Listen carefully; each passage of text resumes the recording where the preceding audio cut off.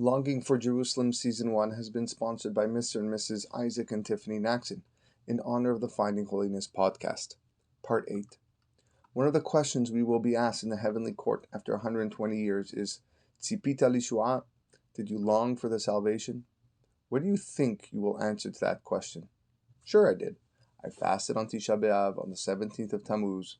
I didn't even listen to music for 3 weeks. Then they will show you the movie of your life, because in heaven there is no cheating and no mistakes. What an embarrassment. Turns out you were just looking forward to your next vacation, or when your car lease is up so you can get a new one. Of course I wanted Mashiach to come. Of course I wanted the Bet HaMikdash and the Geulah. But heaven doesn't buy it.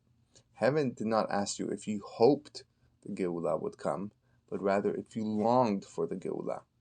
Thinking of the salvation must be front and center in our lives. The Chafetz Chaim was a tzaddik who had this dream in his mind every single day.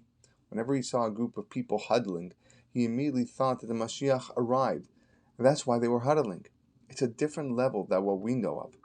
We practice customs throughout our lives to recognize the galut and suffering we are in.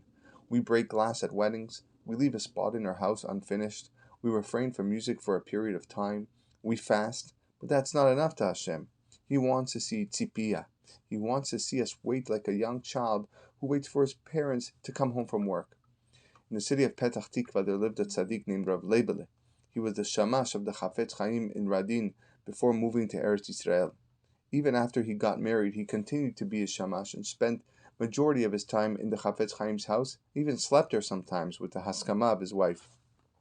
After Rav Leibele passed away, when the shiva was finished, his wife brought his family and friends to the bedroom and said, "Look at what my husband left under his bed for decades."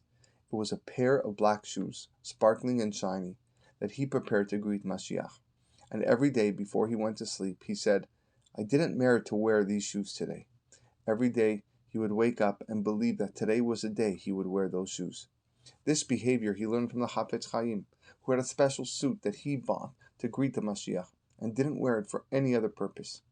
When a person lives with this type of longing and expectation, his inner world becomes more perfect because he understands that the world that we know it, the situation we find ourselves in, is anything but that without Mashiach.